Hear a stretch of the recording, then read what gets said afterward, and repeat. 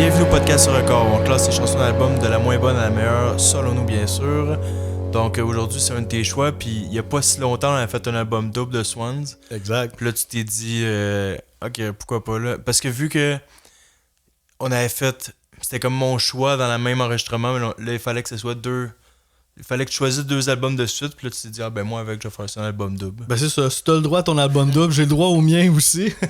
Mais là après ça, là on va prendre une petite pause. On va prendre une pause d'album double, je pense qu'on a le cerveau rempli de tunes. Hey, ranker un album de 10 tunes puis un album de 28 tunes, là, c'est pas la même affaire. Là, vous voyez pas notre setup, mais on a chacun genre plusieurs écrans. Là. Moi j'ai mon écran d'ordi portable avec mon classement, puis j'ai mes notes papier. Toi, t'as ton sel avec ton... Ouais, mon classement est dans mon sel, puis toutes mes notes sont dans un cahier, là. J'ai surligné avec un marqueur les choses que je veux dire. En tout cas, c'est quand même toute une épopée, là, faire un album de cette envergure-là.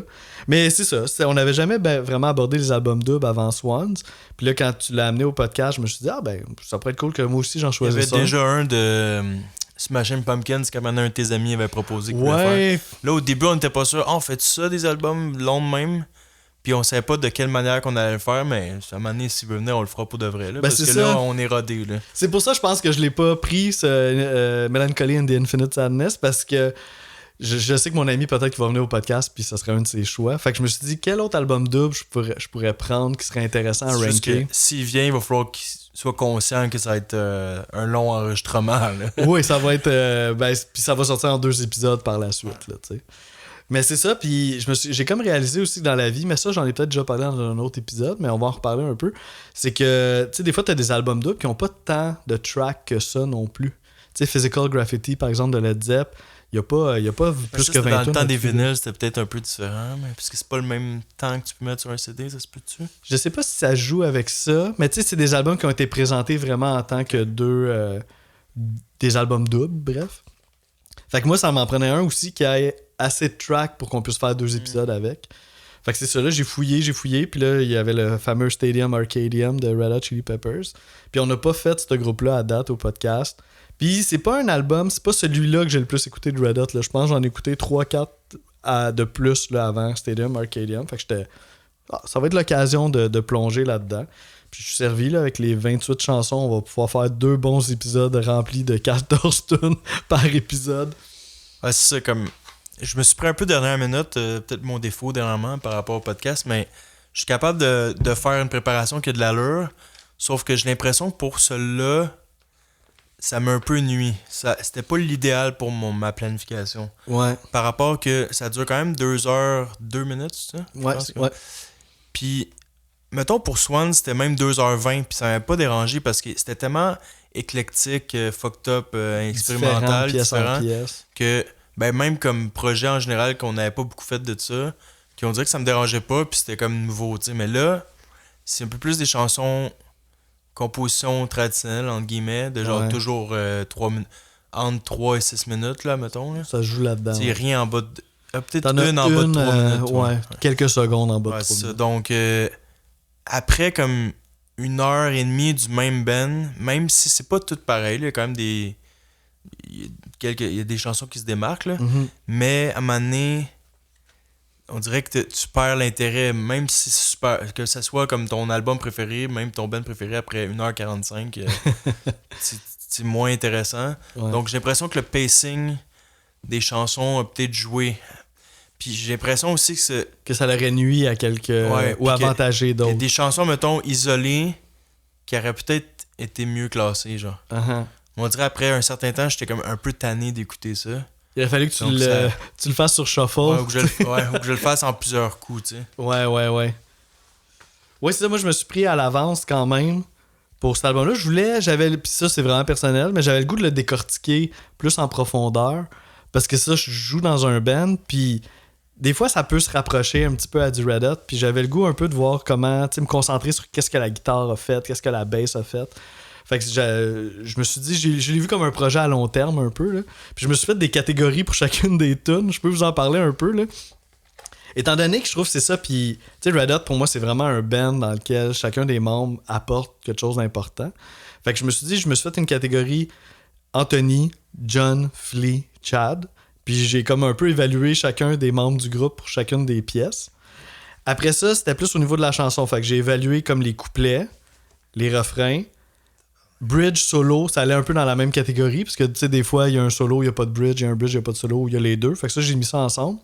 Puis j'ai une autre catégorie aussi, intro, outro. Un petit mot sur comment que ça commence, comment que ça finit. Fait que, inquiète-toi pas, ça va. Je vais complètement. Non, mais je vais pas parler de ça pour chaque chanson, là. C'est juste ma façon d'évaluer puis de mettre des notes, là. Il voulait qu'on fasse un épisode de moins par mois. Je viens de comprendre pourquoi. Je vais faire un épisode de moins par mois, puis finalement, je passe 10 fois plus de temps. Genre, va falloir que je me discipline. Une catégorie pour les paroles. Puis l'autre catégorie, c'était juste des points bonus que je pouvais donner pour quelconque raison. Fait que ça me faisait comme une note sur... Juge Star Academy, c'est là. C'est ça.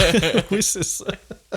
Engagez-moi, Star Academy. Oui, festival de la chanson, je sais pas trop. Là. Ouais, peut-être j'irais plus là. Fait que ça a été ça ma façon de faire. Puis après ça, j'ai compilé les notes. Puis j'ai fait des petits changements aussi à la fin, là, parce que... Mais ça concordait quand même à 90%. Là.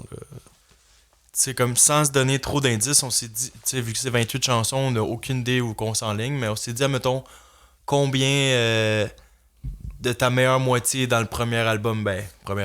Oui, parce qu'il y a deux, ils ont des noms sur chacun des disques. C'est ça. Puis là, on arrivait toujours à peu près à une chanson différente dans les espèces de petits quiz qu'on s'est donnés. La proportion, on n'est pas si loin que ça. Ouais. Puis c'est ça que j'avais peur, parce que je trouve que il y a aucune... Ben toi, t'en as peut-être une chanson qui est clairement dernière, là, tu m'avais dit. Moi, il y en a une qui n'a pas eu la note de passage. Ok, tu vois, moi j'ai de la misère à en trouver une vraiment dernière. Je dirais même de dernière jusqu'à 12-13, là, comme ça peut s'interchanger pour pas grand-chose, là. Uh-huh. Donc, c'est ça qui fait aussi qu'à un moment donné, j'étais comme... Pas tanné, mais on dirait que j'étais comme plus sûr de... comme ça devenait complexe, là, parce que justement, là, à un moment donné, ça devenait un peu répétitif, entre guillemets. Mais je pense que j'avais anticipé ça un peu, puis c'est pour ça que je me suis fait des catégories aussi, pour que vraiment, que ça puisse aller se jouer dans les détails, là. Fait qu'en faisant des catégories, ça l'aide un peu pour ça, parce que des fois, c'est dur aussi, là, tu sais, t'as comme une image globale de la toune, mais tu te souviens pas de tous les détails. Puis des fois, mettons, le bridge, il était vraiment fou, là, tu sais. Puis dans l'autre tune, il était correct, mais le bridge était moins bon. Fait que, tu sais, en tout cas, ça m'a permis un peu de démêler ce genre d'affaires-là, là. On a parlé qu'il y a 2 disques. Fait que, il y en a un qui s'appelle Jupiter, puis l'autre, c'est Mars. Et puis, c'est tout ça, ça forme l'album Stadium Arcadium, qui est le 9e album du groupe, quand même. Et puis... on a un petit retour aux sources là, avec cet album-là, dans le sens que c'est réalisé par Rick Rubin, le réalisateur. Il en a réalisé plusieurs avant. Il en a réalisé plusieurs avant aussi. Ben, je pense quasiment tous ceux avant, à partir de Blood Sugar Sex Magic. Je pense que c'est 4 albums avant. Ouais, ça makes sense. Parce que ça serait Blood Sugar Sex Magic, Californication, là, j'ai un By the je vais Way, essayer peut-être puis de trouver ça. Stadium Arcadium. Makes sense. Puis le retour aux sources aussi, c'est parce qu'ils ont été enregistrés l'album à The Mansion, qui est le même endroit qu'ils ont enregistré Blood Sugar Sex Magic, qui est comme un endroit un peu mythique, là. Fait qu'ils ont décidé de retourner là pour enregistrer cet album-là. Ça l'a clos un cycle aussi dans la carrière du groupe, parce que le guitariste John Frusciante a quitté le groupe après la tournée pour cet album-là, en 2009. L'album est sorti en 2006.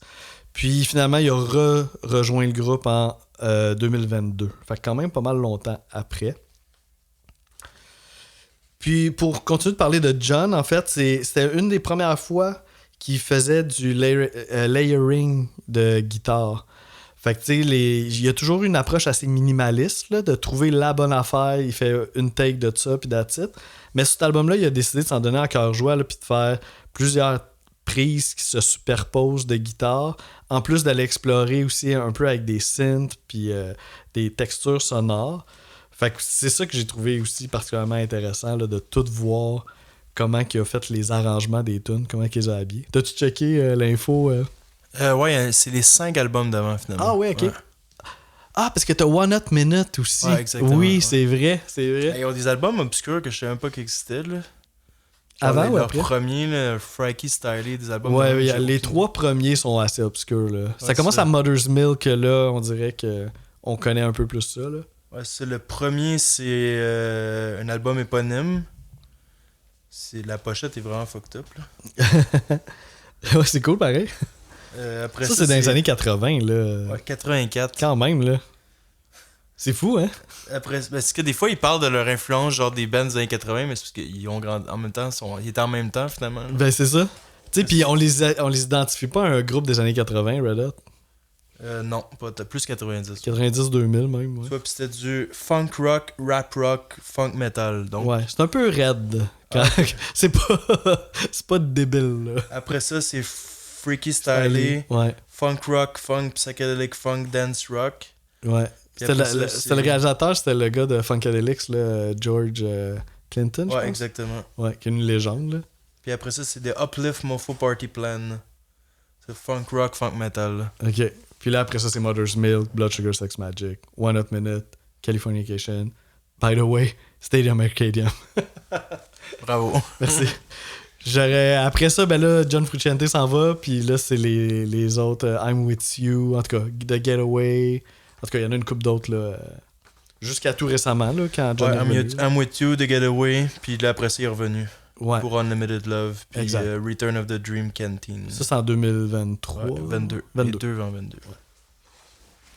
Un autre genre d'album double là, qui ont sorti cette fois-ci séparément, par contre. Là. Puis tu sais, là, on parle d'album double, mais tu sais, Stadium Arcadium aurait pu être un album triple, en fait. Ou ça aurait pu être 3 CD sortis à différents intervalles. Au départ, c'est supposé une trilogie. Ouais, c'est malade, hein, de 38 tonnes. Puis il y a moyen de trouver les autres tunes aussi. Là. Ils ont comme. Les chansons qui n'ont pas été retenues pour l'album sont des fois sorties en B-side ou sur des genres de compilation. Fait que je pense, j'ai lu quelque part qu'il y a 37 des 38 tunes qui sont trouvables. Qu'il en resterait une là, qui est plus obscure. Là. J'ai pas été voir. J'en avais assez de mes 28, là, je te dirais. Là. Il y a 5 singles. Ouais. Danny California, Tell Me Baby, Snow A.O., Desecration Smile, puis Humday Bump. Ouais, exact. J'ai les mêmes. Qu'est-ce que t'as pensé de la pochette? Attends, là, on dirait que je m'en souviens. On l'a ici, là, sur le... Je l'ai en CD. Non, mais ça fit dans les années. Ouais, tu trouves, ouais? Il y avait un festival de jeux vidéo. OK. Je pense qu'il s'appelait Arcadium ou quelque chose genre. À Montréal, genre arcade quelque chose, puis ça ressemblait un peu à ça. Ça ressemble à ça? Donc, mais tu trouves pas que ça fit dans le début 2000 un peu? Ben, j'avais pas pensé à ça. Moi, je trouvais que ça faisait vraiment cheap. Genre. Ben, ça fait cheap, mais on dirait, dans ces années-là, je trouve que ça fait quand même... Mais il y a quand même Jupiter avec... Ouais, il y a les planètes, là. Planète. Ouais, avec un... Mais moi, je pense pas qu'il y a rien de concept dans cet album-là. Hein. Pas tant. En tout cas, dans les petits... ils ont fait un petit documentaire. Oui, ouais, c'était super intéressant. Comme 3 minutes pour chaque chanson, à peu près. Là. Tous les artistes devraient faire ça. Ouais. Puis même 3 minutes, je trouvais ça court pas mal. Ouais, moi, j'en aurais pris je trouvais ça un peu... 5 minutes à chaque tour. Je trouvais un peu ça, comme rendu là... Je trouvais ça bizarre que ce soit juste 2-3 minutes. Ouais. Ouais, puis il y en avait même, des fois, c'était 1 minute. Ouais, ça, je trouve ça bizarre.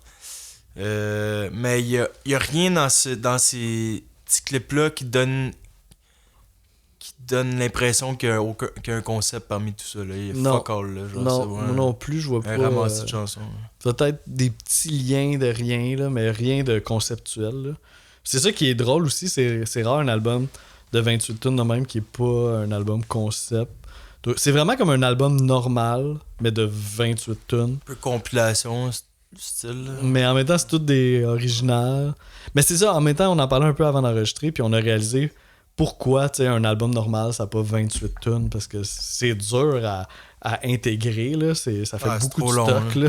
Genre, puis même si c'est bon, là, c'est juste que on dirait que le cerveau, après une quinzaine... Aussi, tu sais, la raison pourquoi un album a 10-12 chansons, c'est que tu vas choisir eux que tu préfères puis tu vas les écouter beaucoup, tu sais. Mm-hmm. Mais 28, au final, ce qui va arriver, c'est que le monde tout le monde va se faire un genre de greatest hits personnel. Là.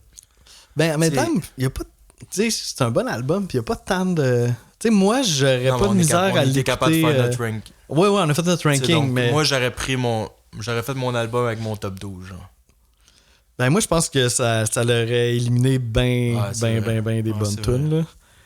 Puis tu sais, puis je comprends un peu, parce que tu sais, moi aussi, je suis dans un band, puis on a un peu ce problème-là, entre guillemets, là, c'est qu'on est vraiment productif. Savoir laquelle couper. Ouais. Ben, dans le sens qu'on trouve vraiment beaucoup d'idées. Tu sais, des fois, ça dépend des projets. Là. Il y a des projets, c'est juste, tu trouves une idée, puis genre, elle est précieuse, puis tu la travailles. Mais tu sais, nous autres, c'est vraiment comme les idées sortent. On jamme beaucoup, comme j'ai l'impression que Red Hot Chili Peppers font aussi. Puis là, à partir des jams, il y a plein d'idées qui s'accumulent, puis des idées qu'on aime, puis qui mériteraient d'être une chanson. Fait qu'à un moment donné, ben tu y vas, puis tu te dis ben pourquoi me censurer, puis en plus de ça, eux autres, ben je pense pas qu'ils ont des side jobs, là, je pense qu'ils ont juste ça à faire.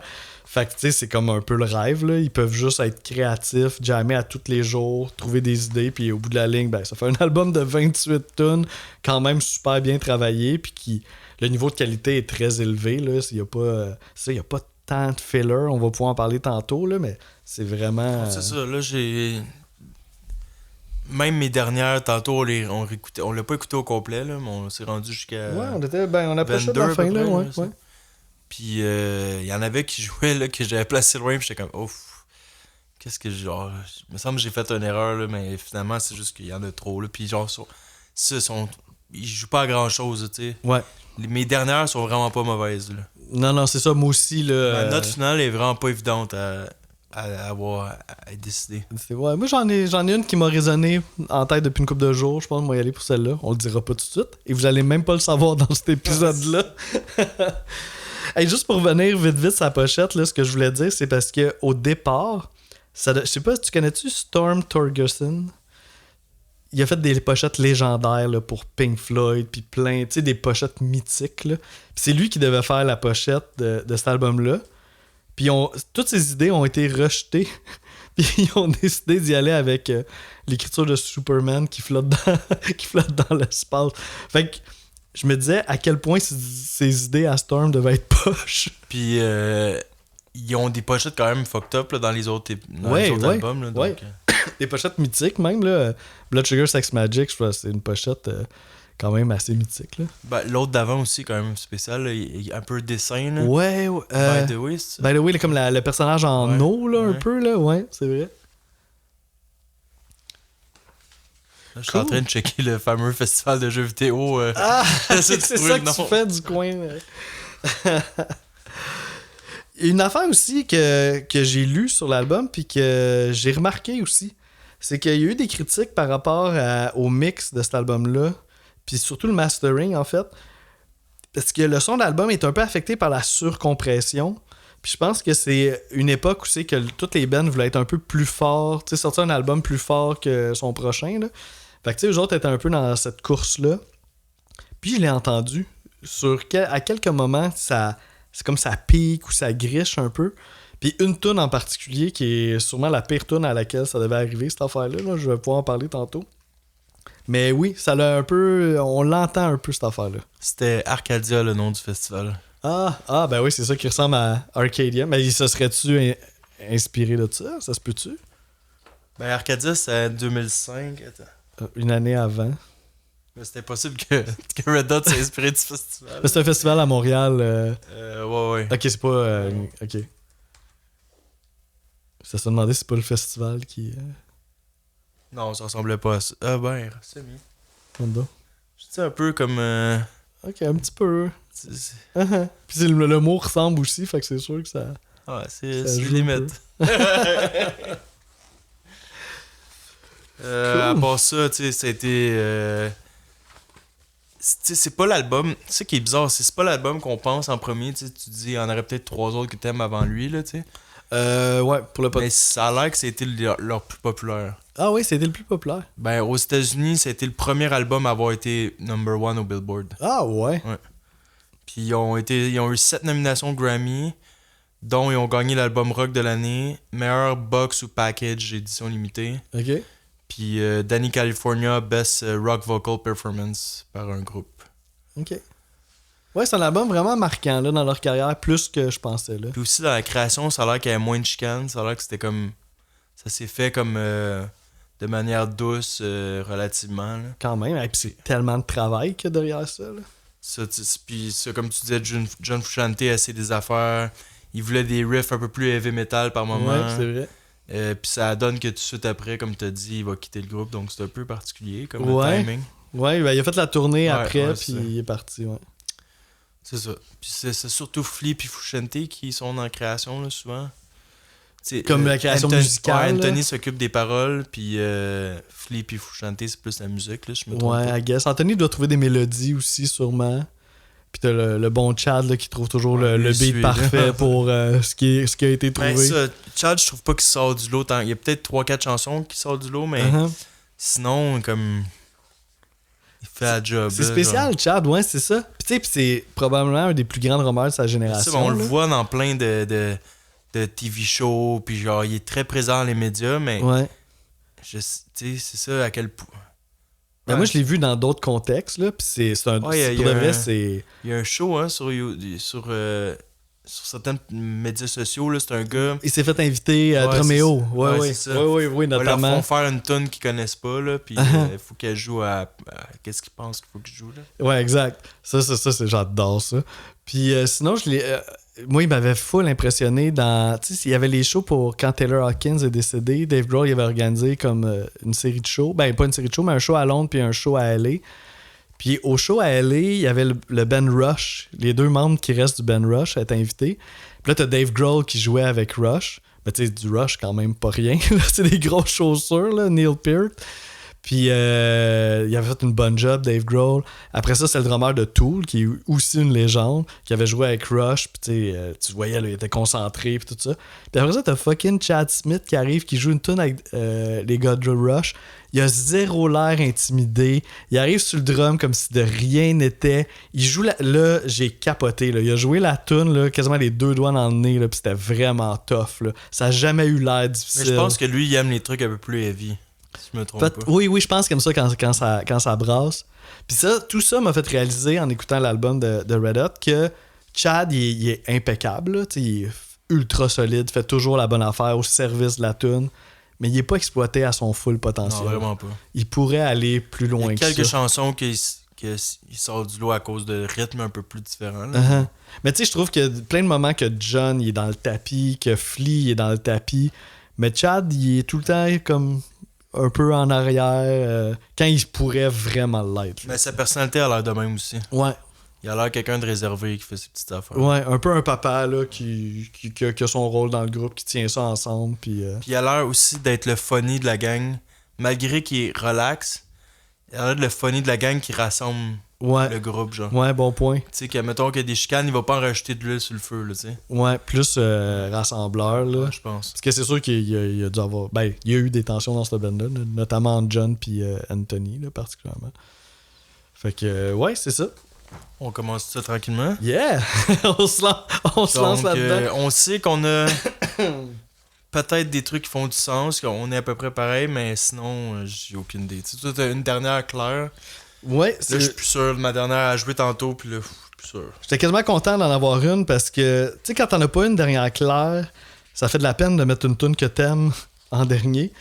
Fait que là, un moment donné, cette tune-là est arrivée. Puis j'ai comme fait, merci la vie, ça, j'aurais pas trop le cœur brisé. Parce que je peux dire que c'est une chanson que j'ai pas aimée. Genre, je l'aime pas. Puis c'est la seule dans mon système de notes qui a pas eu la note de passage, en fait. Je peux vous dire sa note pour le fun. Elle a eu 52,5%. Puis il y a plusieurs raisons à ça. Mais là, on a un roulement de tambour. Fait que ma dernière position, ma 28e position, on y va avec une des dernières chansons du 2e album, qui est We Believe. Qui est... Qui je trouve... Là, dis-moi pas que c'est ton numéro 1, là. Non, c'est pas numéro 1. Oh my god. Là, si ça, c'est ton numéro 1, là, je comprends plus rien de la vie, là. Pas dernière. Ok, pas dernière. Ben, c'est ça. Moi, je l'ai pas aimé. Mais je vais relire mes notes, par exemple. Oui, prends le temps. Pourquoi pas dernière? Prends le temps de checker ça, là. Pour plusieurs raisons, là, mais même juste dans son ensemble, j'ai trouvé ça tu sais, c'est un album de 28 tunes, fait que c'est le fun un peu quand même à quelques reprises quand ils vont essayer des affaires un peu différentes. Fait que ça, des fois, je trouve que il y a des explorations qui sont plus réussies que d'autres. Là. Celle-là, j'étais pas sûr. Là. J'ai trouvé ça étonnant. Puis j'ai trouvé ça surtout un peu quétaine. Tu sais, le refrain We Believe, j'étais comme OK. Puis là, après ça, le refrain revient, mais We Believe, mais avec la chorale. We Believe avec une chorale. Là. J'étais comme OK, guys, là, vous poussez un peu loin. Là. Puis c'est ça, c'est à propos de l'importance d'avoir comme une quelconque foi dans la vie, puis que tout le monde ensemble, on chante ça en chœur. OK. Puis sinon, plus individuellement, mettons, Anthony, je trouve l'endroit où c'est qu'il place sa voix dans cette chanson-là, il y a comme un thème un peu bizarre. Fait qu'on dirait que ça a pas aidé. Là. Déjà que la tune, je la trouvais bof. Puis là, sa voix était weird. C'est la moins écoutée sur Spotify. Ah ouais. Ah, OK. Ah ben ça me rassure. un peu. Puis, tu sais, c'est ça. Sinon, mettons, tu sais, John, tu sais, j'ai écrit, on voit qu'il a fait un effort là, d'aller chercher le mieux qu'il pouvait, mais c'est pas si inspirant comme tune. Peut-être un des points positifs, puis c'est drôle parce qu'on en parlait justement, on parlait de Chad. Étant donné que la tune est tellement différente des autres, là, je trouve que Chad essaye d'autres trucs. Puis là, on voit un peu qu'il est capable de faire des affaires diversifiées. Puis dans cette tune-là, t'es comme, ah, yes, c'est bien cool de voir qu'il sort un peu des patterns habituels des Red Hot. Puis qu'il y a beaucoup de cordes à son arc, là, dans le fond. Là. Fait que, c'est ça. J'ai-tu d'autres choses à dire? Il y a un bridge avec des silences. Tu sais, ça attire l'attention, mais tu te demandes, non, ça bug-tu ou ils ont-tu arrêté de jouer parce qu'il y avait plus de fun? C'est un peu bizarre, là. Tu sais, c'est comme pas convaincant que c'est si bon que ça. Ça finit aussi un peu weird, là, avec la voix. Bon, tu peux arrêter, là. Mais tu sais, on va descendre au complet. Derrière, ok, après ça, je l'arrête, là. Mais c'est ça, le outro, t'as comme la voix qui est modifiée, comme de plus en plus, puis c'est un simili fade-out qui en est pas tout à fait un. Écoute, ça aurait été influencé de musique afrobeat. Tu sais, je peux quand même un peu entendre ça, mais le résultat pour moi est vraiment pas convaincant. Puis pas à la hauteur de ce que ce groupe-là est capable de faire. Là. J'ai fini de la descente. Bon, mais après ça va être juste du positif. Ma 28e est pas aussi claire que toi. Là, comme même, je suis vraiment pas confiant. Là, mais... Ok, j'ai hâte de voir ça. Moi aussi, de te suivre dans mon cahier pour... Ok, ça va être Make You Feel Better. Ben, je peux comprendre. Ok, en gros, à un moment donné, j'ai écrit Elle me fait pas feel better. Il y a un nice beat de drum, par exemple, qui sort du lot, même s'il est relativement simple. Le reste, pas grand-chose de positif, honnêtement. Là. Mais tantôt, quand on rejouait, on dirait, c'est ça, ils sont tellement bons pour faire des refrains puis des hooks que ça dépend dans quel mood que t'es, genre. Ouais. Comme il y a d'autres chansons tantôt que je trouve que j'ai mis loin, mais là tantôt qu'on a réécouté, je suis finalement c'est un bon hook, mais quand j'étais chez nous, je trouvais ça mollo. Moi j'ai senti un peu la même affaire. Tu sais, je pense que cette tune là, si t'as vraiment le nez dedans puis tu l'analyses, c'est une chose. Si tu prends 2 pas de recul, c'est autre chose. Ouais, c'est ça. Ouais. J'ai aimé la ligne de bass pendant le bridge quand même, qui était nice. Oui, pas en walking bass, là. Ouais, genre. ouais, c'est nice, ça. Ouais. Puis sinon, le sujet, ça parlerait de Heather Christie, qui va reparler d'autres fois dans l'album. Ouais, qui est la mère de son enfant. La mère d'Anthony Kiedis. Non. La mère de l'enfant d'Anthony Kiedis. C'est plus Anthony qui aurait pu être le père d'Heather, mais bon, ça c'est un autre sujet. Puis là, c'est une grosse chanson d'amour, là, à quel point il est en amour avec, puis à quel point il voulait en faire le plus possible pour qu'elle soit heureuse, là, pour que make her feel better. Ouais, ça déborde de joie, là, cette chanson-là. J'ai hâte d'en reparler parce que j'ai quelque chose. Tu sais, moi aussi, elle aurait pu peut-être être dans les dernières positions, mais à cause d'un point là, que j'y reviendrai dans pas trop long. Ok, fait qu'on continue ça. 27e. J'y vais encore pour une chanson qui se retrouve plus vers la fin aussi là, de l'album. Évidemment du deuxième album. Qui est, pendant que je tourne mes feuilles, qui est la chanson Animal Bar. Que j'ai en 27e, qui est la 23e du pacing. Pas mauvais. Là. À partir de là, celle-là, c'est vraiment pas comme We Believe. Là. Celle-là, je l'ai quand même appréciée. J'ai trouvé que on essayait encore un peu des choses différentes, avec particulièrement dans les couplets, qui aurait été inspiré par les bands Noi puis Can, là, les bands German là, un peu plus carrés. Puis ça fait drôle d'entendre du Red Hot carré parce que s'il y a bien un band qui est souple puis qui groove, c'est bien eux autres. Mais inquiétez-vous pas, dans le refrain, là, ça redevient vraiment plus Red Hot là, avec l'énergie typique du band. Mais quand même, je pense que les couplets m'ont quand même un peu affecté dans mon appréciation de la chanson. Et puis, sinon, ben là, je dois quand même faire un props à la fin de la tune. T'as un super bon solo de git. Puis, dans un style... un peu plus dreamy. Là. Exact, c'est ça. Dans un style différent de ce qu'il fait d'habitude, mais vraiment inspiré. Puis, je trouve que ça fait du bien aussi, là, rendu à ce statut de l'album, de l'entendre improviser, mais c'est avec une approche différente. Fait que ça j'ai vraiment beaucoup apprécié. Puis, sinon, peut-être un petit mot là, pour les paroles. Ça parlerait en général du cycle de la vie, mais ça aurait été inspiré plus précisément d'une période dans l'année où il n'y a pas de pluie en Australie. Puis quand la pluie revient, ben, on sent quasiment comme une renaissance. Fait que c'est ça qui aurait inspiré le texte de cette chanson-là, en 27e. Ah, ça va s'en venir bientôt. Ouais, ok. 27e pour moi, ça va être la dernière chanson de l'album. Death of a Martian. Mm-hmm. Je trouve ça, tu sais, t'as 28 chansons. Pour moi, c'est comme faut que tu finis sur quelque chose. Je trouve qu'elle fait trop partie de la gang du deuxième album qui se ressemble un petit peu, là, qui sort genre pas trop loin d'Animal Bar pis toutes ces tunes-là, genre. Donc, je trouve, après 28 chansons, je trouve ça décevant que ça finit de même, là. Ok. Ça n'a pas l'envergure. Excuse-moi. Non, c'est zéro closer, là, genre. En tout cas, je peux pas trop en nommer, là, d'autres que j'aurais mis là à la place, là, mais. Il me semble qu'il aurait pu aller dans une autre vibe complètement, ou aussi quelque chose, tu sais. Ouais, j'ai quelque chose à dire là-dessus tantôt. Il y a des riffs qui vibrent, genre un peu comme si je jouais en dessous de l'eau, là, c'est un peu bizarre, là. Oui, je pense que tu veux dire, ouais. Comme dans le bridge un peu, là? Non, je pense même au début. Ah, au début, ok. Ça aurait pu être un extrait, ça, rendu là. Il y a un petit build-up à un moment donné, mais un peu plate pour un refrain qui est plate aussi. Je trouve que... J'ai écrit le refrain est un peu bof. Puis le build-up un peu avant, j'ai trouvé plate aussi, donc je suis comme... avant la fin, je pense dans la dernière minute, ça devient un peu théâtral, genre, la manière qu'il chante. Ouais, spoken words, là. Ouais. Il récite un poème, là, carrément. Sinon, ça parle de la mort du chien de Flea, qui s'appelait Martian, justement. C'est vrai qu'il était quand même important dans le moral du groupe. Puis le chien d'Anthony aussi est mort la même pendant l'enregistrement de l'album. Ok. Donc, c'est quand même particulier. Oui, c'est ça, c'est drôle, hein, parce que cet album-là s'appelle Mars.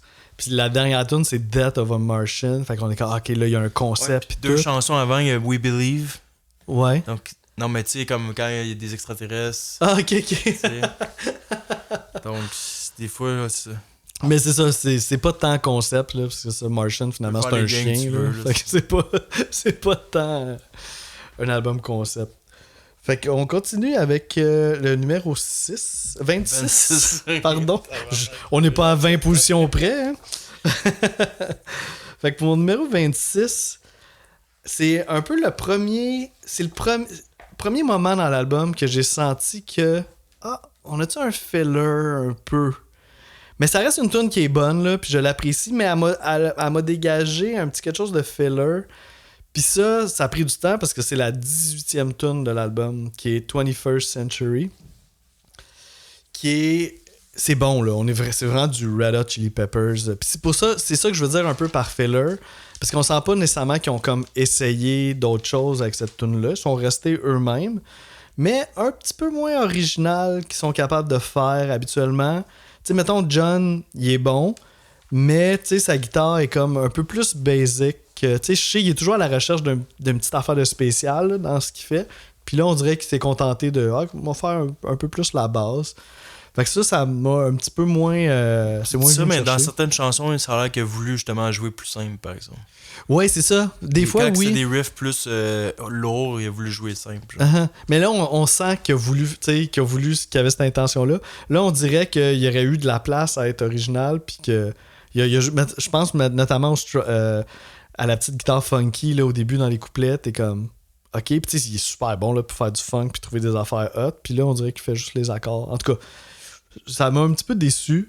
Puis l'autre déception aussi, c'est le refrain, que j'étais comme oui, tu sais, ça sonne comme un refrain là, tu sais, c'est un aboutissement de quelque chose, mais on dirait que je sais pas, je le trouve pas vraiment catchy, puis c'est comme un peu décevant. Ouais, comme les refrains là, c'est vraiment bizarre ce band là, ils sont tellement bons pour en faire. Il me semble qu'il y en avait un autre band de même année qu'on a fait, c'était comme ça, mais c'est vraiment hit or miss. Puis je pense que dans l'album, il y a plus de refrains que j'aime pas que de refrains que j'aime. Ben moi, je pense qu'il y a plus de couplets que j'aime que de refrains aussi. Ouais. Moi aussi. Ouais. Les refrains, c'est drôle à dire, c'est leur force, mais c'est pas leur force en même temps. C'est ça, parce que des fois, ils en font des malades, puis des fois... Ben moi, j'aime moins ils sont bons pour en créer, mais des fois, c'est trop exagéré, trop poussé, genre trop radio, genre. Ouais. La connexion, des fois, est bizarre avec ce qu'il y avait avant. D'accord, des fois, c'est surprenant. T'es comme, ok. Puis souvent, des fois, on dirait que c'est les tonnes énergiques qui tombent sur un refrain qui tombe à plat. Puis là, t'es comme, c'est risqué, ça. Je pense qu'il y en a une coupe qui passe, mais un refrain, on s'attend plus à ce que ça lève que ça diminue. Là.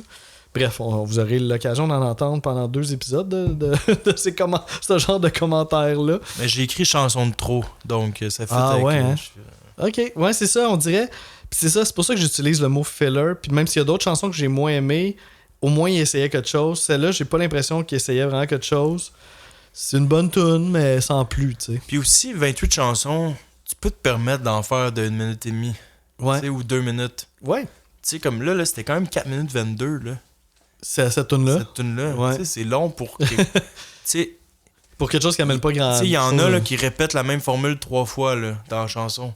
Mm-hmm. Mais là, tu sais, si t'avais un album de 12 minutes, je peux comprendre. 12 albums, je peux comprendre. Tabarnak. 12 chansons, je peux comprendre.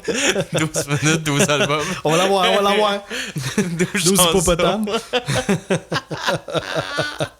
C'est un bon blooper, ça. Ouais. Mais, tu sais, tu peux te permettre de faire une chanson plus longue, mais là, 28 chansons, 2 heures, 2 minutes, tu peux comme raccourcir de temps en temps, tu sais, pas obligé de pousser la loque. Celle-là, on peut en discuter là, par rapport à sa présence sur l'album. Je vais quand même dire des points positifs aussi, là. Le gros jam à la fin, là, ça c'est vraiment cool. Là. Puis là, on sent que le band let loose, puis que là, ils ont vraiment plus de fun à jouer. Puis je vais en profiter justement pour parler de ça. Tu sais, on parlait de Chad aussi tantôt. Puis, tu sais, on trouve que c'est ça, tu sais, il est super bon, il fait la job, mais sans plus. Mais j'ai comme remarqué un peu au cours de l'album, dans les tunes un peu moins bonnes, mettons comme celle-là, il en met plus. Tu sais, comme si peut-être il avait besoin de compenser, tu sais, il sent que la compo est comme... fait que là, il sort un peu plus ses chops, il fait un peu plus de folie. J'avais nommé qui était bon dans le refrain. Qui sortait du lot dans le refrain. Ouais, exact, dans le refrain. Puis moi, j'ai noté aussi... dans la partie de la fin, là, justement, là aussi, qu'il y a le gros solo, puis là, qu'on dirait, là, on a vraiment l'esprit de band, puis des gars qui jamment ensemble. Fait que là, il s'en permet plus. Fait que, ouais. Comme quoi, Chad est vraiment au service de la tune, là, tu sais. Même souvent, dans les tunes très fortes, il choisit de ne pas jouer à des moments parce que ça sert la tune. Puis dans les tunes un peu moins fortes, ben là, il joue un peu plus. C'est un peu le feeling que j'ai trouvé, là, à travers l'album. Fait que là, on irait avec toi pour ta numéro... 26. Ouais, t'as 26, ouais. Moi, ça va être Animal Bar, que t'as nommé il n'y a pas si longtemps, qui est nommé 27. Ouais, c'est ça, on est juste à une position. Moi, au début, je trouvais que ça faisait Foo Fighter un peu. Ah, ça peut.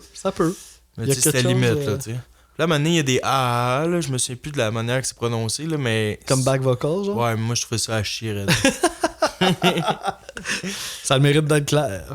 Donc, tu vois que les dernières chansons... Il y a quand même, je trouve, toujours 1 ou 2 affaires pour les mettre dernières. Mais la chanson en tant que telle n'est pas... Si tu l'isoles, tu l'écoutes, t'es quand même bonne. Ouais, elle est pas mauvaise. Mais il y a toujours des petits éléments qui font que j'étais capable de les reculer. T'sais. Ça joue dans des détails. Là. Ouais. À un moment donné, ça monte d'intensité un peu vers 1 minute 6. Ça, je trouvais ça cool. Mais ça, là, c'était 23e chanson dans l'album, puis là, j'avais plus de fun. Là, j'étais comme tabarnak, c'est temps que ça finisse. Chanson de 5 minutes 25 secondes. Ouais, quand même. c'est long. Ouais, c'est ça, là, ça n'a pas de sens. Là. Puis, tu sais, 2h02, whatever. Puis là, pour les paroles, t'as pas mal nommé Ouais, c'est ça, qu'il y a de la pluie 2 mois par année, puis ça hommage un peu à la pluie et la nature, ces choses-là. Ouais, exact.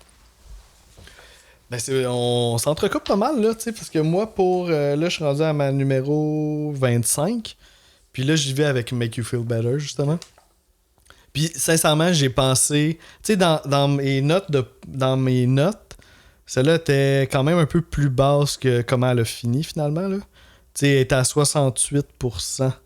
En fait, elle aurait dû être avant-dernière. Okay. Si je me fie juste à mes notes. Mais je l'ai monté un peu à cause de quelque chose que j'ai compris par la suite. Parce que quand je l'écoutais, je l'analysais vraiment, j'étais comme, ben écoute donc, c'est tous des super musiciens. Puis on dirait, tu sais, John, qu'est-ce qu'il fait? Ben n'importe quel guitariste pourrait le faire. Flea, qu'est-ce qu'il fait? On dirait que n'importe quel bassiste pourrait le faire. Même chose pour le drum. Fait que j'étais comme, ben là, guys. Mais après coup, je me suis dit, c'est sûrement une contrainte qu'ils se sont données. Parce que ils sont quand même assez proches du punk, là, aussi dans leur approche musicale. Puis moi, ça m'a rappelé ça un peu, les musiciens de punk qui maîtrisent pas du tout leur instrument, là, puis qui essayent juste comme de faire une bonne tune, puis avec ce qu'ils savent.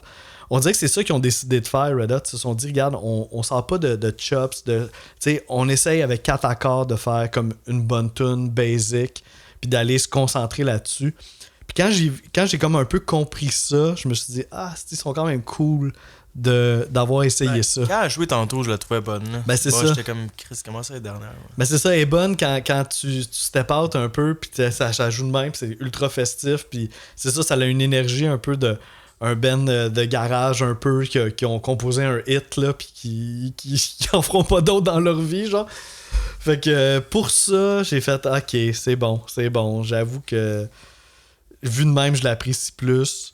T'as parlé du walking bass qui était comme, tu sais, c'est super joyeux. Fait que quand on tombe dans du walking bass dans le bridge, ben là, c'est comme le summum de la joie, là. Puis c'est rare qu'on entend Flea faire ça. Fait que je trouvais que c'était intéressant. Il y a un petit lead de git là, à la fin. Puis moi, j'aurais vraiment vu une trompette. Tu sais, sachant que Flea joue de la trompette, là, on dirait que c'est le genre de mélodie que j'aurais pu imaginer à cet instrument-là. Puis d'autant plus que la tune est super joyeuse. Tu sais, une trompette qui apparaît là-dedans, me semble, ça aurait vraiment fité. Mais bon, c'est pas moi, Rick Rubin, qui décidait ce qui se passait dans les arrangements des tunes. Puis, c'est ça. Pour conclure, là, c'est une approche less is more dans un style punk qui m'a fait en sorte que je l'ai finalement apprécié, là, cette chanson-là. Donc 25, c'est ça? Ouais, t'as 25 ans. Top 25. Ça, c'est une tune, je trouve, qui était dure à classer. Chaque fois que je finis par la réécouter, j'avais le goût de la monter, mais finalement, elle est restée 25, là, mais c'est Hard to Concentrate. Mm-hmm. Je trouve qu'elle a une vibe intéressante. Il y a des longues notes de synthé, genre un peu dreamy. Un jeu de percussion aussi vraiment original. J'aimerais savoir justement qu'est-ce qu'il a utilisé. Ouais, moi aussi j'étais comme des fois, il y a genre une espèce de cloche. Hein. Des fois, il y a des espèces de... Pas maracas, mais des shaker ou je sais pas trop quoi. Là. Mais je la trouvais un peu trop cheesy. Genre, il y a des bouts vers la fin que je la trouvais vraiment cheesy. Ouais, elle frôle le cheesy. Là. Ouais. Mais j'aime comment la chanson vire dans le milieu à peu près. Donc ça c'était cool. Ça a l'air que ça a été écrit comme demande de mariage. C'est Anthony Kiedis qui l'a écrit comme demande de mariage de Flea à sa femme qui était Frankie Raider. Qui se sont pas mariés finalement. Ah ok. Ben, fun fact. Ça serait à propos de trouver l'amour parfait justement. Là, puis ça parlerait du mariage puis tout là. Uh-huh. Donc à un moment donné ça devient... Il y a des bouts de paroles là, qui vont vraiment dans l'amour, là, vraiment cheesy au maximum, que je suis comme... Ouais, je peux comprendre. Ça peut être hit or miss niveau cheese, là, un petit peu. Je vais en reparler tantôt de celle-là. Là, on serait rendu à 24.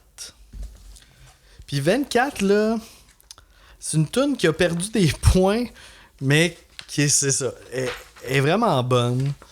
Mais je pense qu'elle a perdu des points. Elle a un peu mal vieilli, là. Je pense pas que Red Hot n'aurait pas sorti cette tune-là aujourd'hui, là. Je pense. Notamment à cause du titre, là. Tu sais, She's Only 18. Puis, tu sais, parce que là, le temps a passé, puis on a vu des choses aussi un peu dans leur vie, là.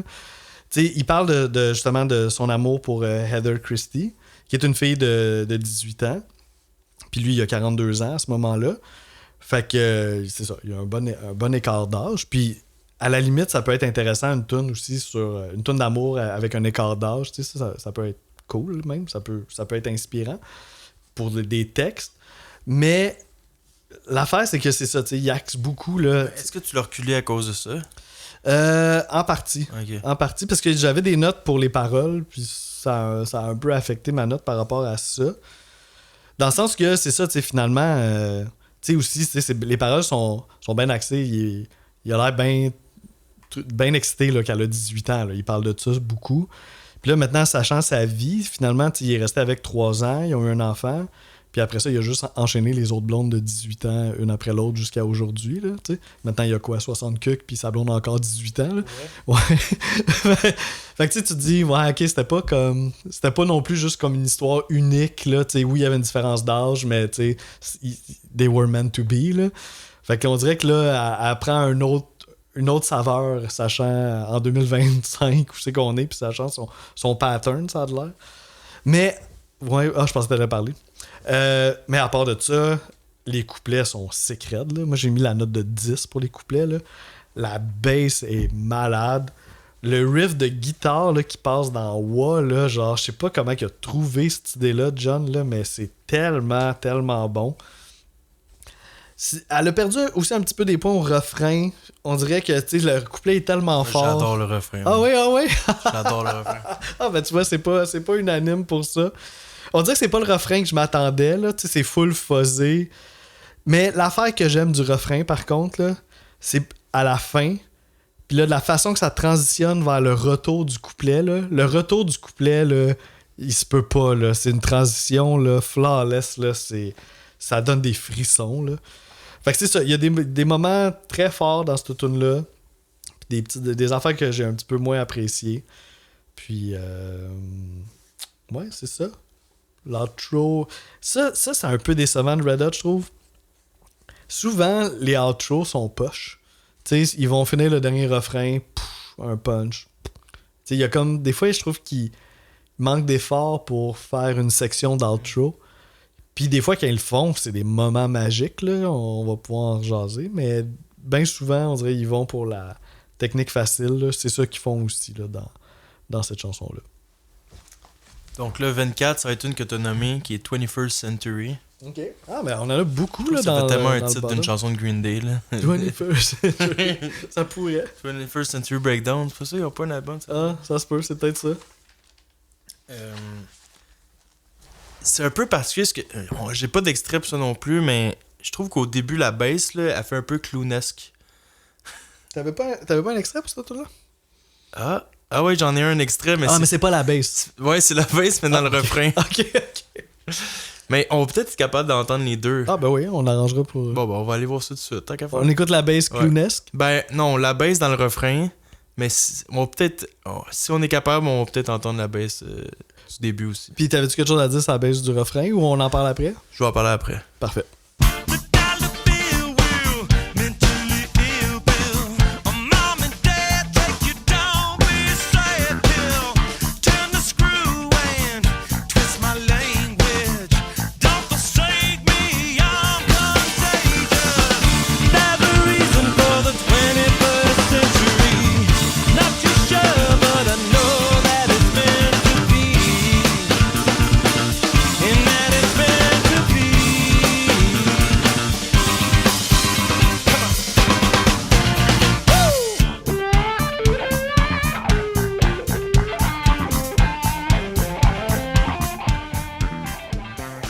Donc c'est ça, finalement vous allez être capable d'entendre les deux portions que je parle.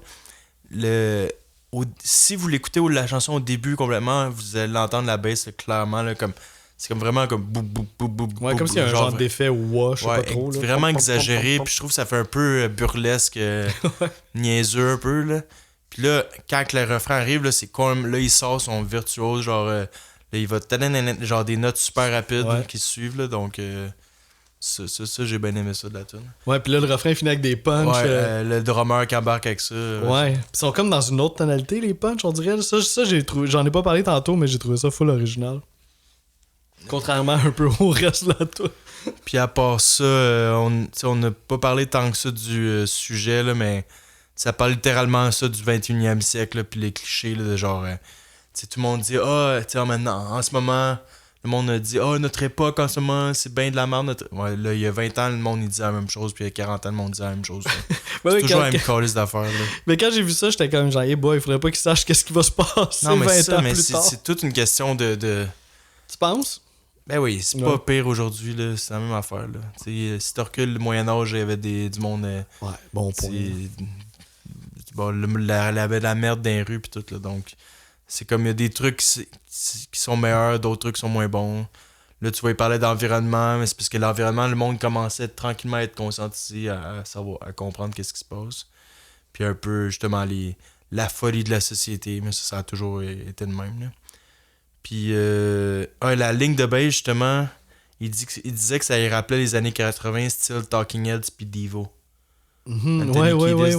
Ouais, j'ai entendu ça dans son... Donc, je sais pas trop. Faudrait réécouter, mais ouais. Ouais, peut-être un petit quelque chose de carré. Devo, peut-être, ouais. Ouais, Devo, je le vois. Un peu, c'était cartoonesque, un peu comme je vérifie avec le petit chapeau rouge de Devo là, en train de jouer cette ligne-là. Là. On dirait que ça fit. Cool, fait que là, on est rendu... Moi, je suis rendu à 23, c'est ça? Ouais. 23, ça, c'était quand même une tune qui était difficile à ranker pour moi. Parce que c'est quand même une chanson qui sort du lot. Puis je te dirais qu'au départ, ma première écoute, je pensais que ça allait être ma dernière. J'étais parfait, c'est réglé, j'ai ma dernière. Mais non, elle a fait son chemin. La petite maudite. C'est la... En fait... son positionnement aussi là, m'a embêté un peu au départ. Après ça, j'ai compris. Mais c'est la dernière tune du premier CD, Jupiter, qui est Hey. Okay. Qui est vraiment différente un peu de ce que Red Hot font habituellement. Là. Puis c'est ça un peu qui m'a buggé. J'ai fait genre, ok, on finit. Tu vas finir par nommer mes meilleurs bientôt, j'ai l'impression. Ah ouais? Ça, c'est. En tout cas, on verra là. Non, je pose des questions. En tout cas, ouais, moi, je parle trop. En tout cas, ce qu'on sait, c'est que c'est pas sa 23e. Mais c'est ça.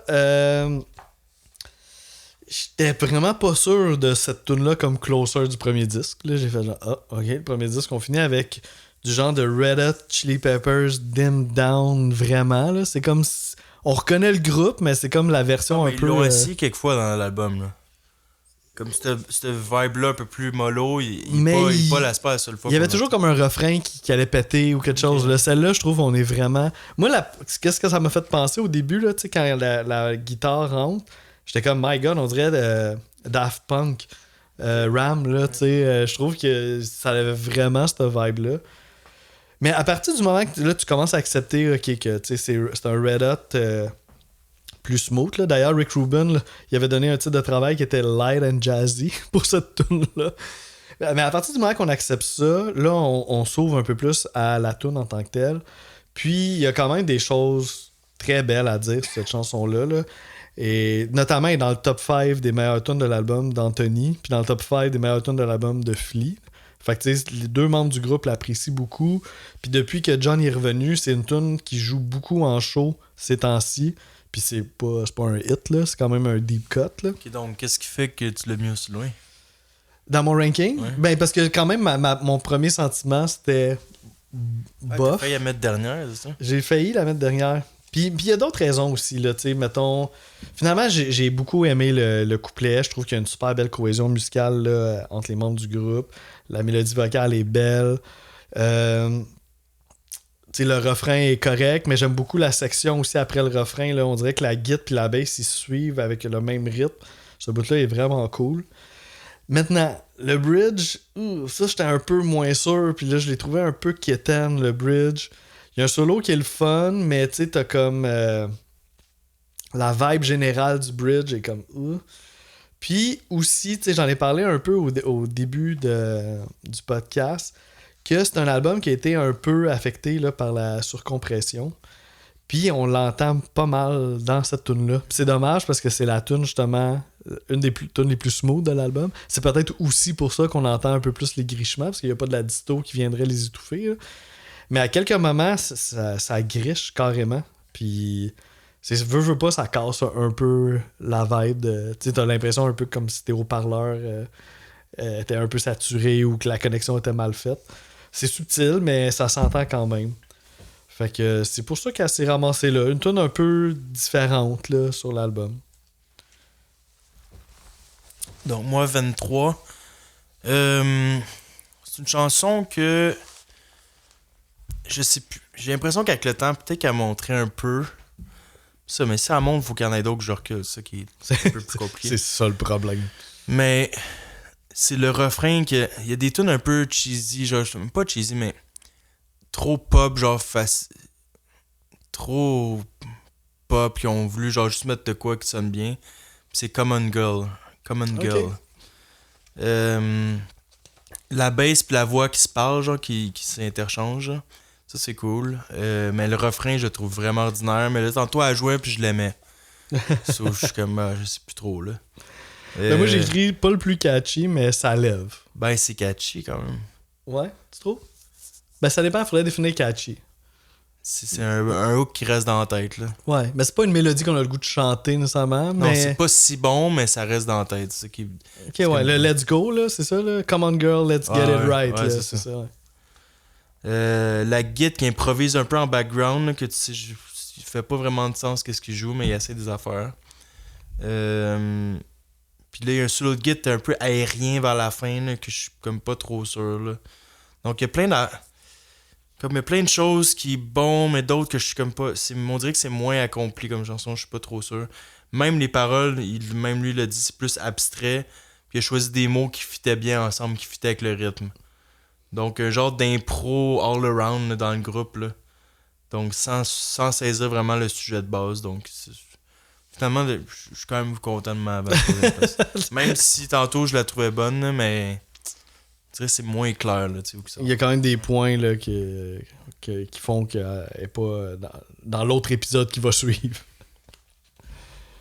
Ok, fait que là, on continue ça. Toi, ça, c'était ta 23e. Fait qu'on serait rendu à 22. 22, c'est... ouais, c'est un peu spécial, celle-là. C'est sur le premier album, Jupiter. Puis... Je suis tellement nerveux, je sais pas. Attention. J'y vais avec Torture Me, qui est la 8e du pacing. Puis, c'est ça, c'était difficile un peu, parce que elle est quand même bonne, cette tune-là, mais elle est très, très chargée, tu sais, puis très intense, puis ils nous ont pas toujours habitués à ce genre d'affaires-là, notamment dès le début, là, ça commence juste la bass qui fait le riff bien intense, puis là, après ça, là, genre...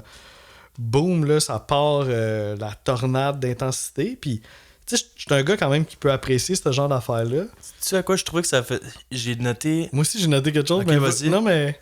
Du System of a Down, mais doux. Ok, c'est pas fait. Ben, regarde, moi, c'est pas fait aussi. Parce que je sais que Red Hot trippait beaucoup sur un band en particulier à cette époque-là, qui faisait leur première partie. Puis moi, je les ai vus pas à cette tournée-là, mais une tournée avant. Puis c'était ce band-là qui faisait la première partie. Puis je sais que les gars de Red Hot étaient en amour avec eux. Là. Puis c'est Mars Volta. Puis je trouvais qu'on dirait que c'est un peu Red Hot qui essaye de faire du Mars Volta un peu, là, particulièrement dans les couplets. Là, il y a comme un sentiment d'urgence, il y a des notes tenues à la voix, c'est comme super intense, tout est chargé. Mais là, ça c'est un bon exemple, on tombe au refrain, puis là finalement, ça se calme rendu au refrain, mais le drum continue quand même intense, mais tout redrop. Ouais, moi le refrain est un peu gâché la chanson. C'est ça, moi c'est là que ça a perdu des points. Malgré qu'il est catchy, là, le Torture Me, la façon qu'il dit, ça sonne bien, puis je trouve qu'il y a un hook là-dedans. Puis c'est ça, il y a des contre-chants de John, puis la bass va dans l'aigu, la guitare aussi. Fait que c'est pas un mauvais refrain, mais c'est juste bizarre un peu avec comment qu'on passe du couplet intense à ça. Puis là, en plus, au bridge, on drop encore d'une bonne coche. Puis là, enfin, Chad, il lâche son beat intense. Mais là, on est encore plus mollo dans le bridge. Fait que tu sais, C'est ça, tu sais, ça fait ça comme toi, on dirait ça. Là, je fais un geste que vous. Ben, c'est comme une flèche descendante, là. Fait que c'est ça. Il y a un gros solo de git. Il n'y a pas de rhythm dans le solo de git, ça j'ai apprécié parce que je la trouve tellement chargée ce tune-là. Fait que j'ai trouvé ça cool qu'il y ait juste le solo, là. Puis, c'est ça, des petits détails, là, comme une petite guitare mandoline dans le bridge. Ça j'ai pas haï ça. Il y a de la trompette aussi. C'est un peu spécial. On dirait qu'il y a d'autres moments que j'aurais vu de la trompette plutôt que celui-là. Mais je peux pas dire que c'était désagréable d'entendre aussi comme d'autres sonorités. Fait que j'ai pas fait trop un cas de ça. Puis, ouais, je pense que j'ai fait le tour pas mal de... Ben, c'est ça. Peut-être les paroles aussi, un petit mot, là, que ça rejoint un peu l'intensité de la musique. Là. C'est plus la vie un peu de rockstar, là, puis l'intensité de ça, puis la perturbation qui s'en découle. Puis il reprend... C'est drôle aussi, il reprend les paroles du premier couplet dans le bridge, mais c'est les mêmes mots, mais d'une façon vraiment dite autrement, beaucoup plus calme. Je sais pas s'il a voulu illustrer quelque chose avec ça. Fait que c'est ça pour Torture Me. Ok. Moi, 22, ça va être Especially in Michigan. Mm-hmm. Donc, j'ai vu qu'il y avait un nice jeu de hi-hat quand même, cette chanson-là. Nice mélodie quand même, mais rien de wow. On est 22e place. Il n'y a rien de... Je capoterai. Puis on peut en parler parce que moi, c'est 21. Ah, bon. Mais j'ai trouvé que la guitare, elle gossait vraiment. Genre, sais-tu quelle partie en particulier? Avant le solo, là, ça doit être vers le milieu. Avant 3 minutes. C'est-tu à cause des feedbacks? Je pense qu'à un moment donné, c'est comme c'est aigu, genre non-stop. Là. Ok, c'est peut-être ça. Parce que j'ai un extrait, donc en même temps, on va écouter. Donc, tu veux qu'on ait à l'extrait tout de suite? Ben okay, ouais. Ben, je vais raconter qu'est-ce que je veux montrer dans l'extrait. Ben oui, ben oui. Ben avant ça, il y a le solo que même là, je suis pas certain, mais à 3 minutes, il y a une voix en background. Puis je trouve que ça ressemble à Manu Chao. Oh oui, oh mon Dieu. Personne s'attendait à ça. C'est clairement pas lui, là, mais on va aller voir ça. Je trouve ça... En tout cas, vous me direz si vous êtes un peu d'accord avec moi ou je suis dans le champ. On va te dire ça. Lions and tigers come running just to steal your love.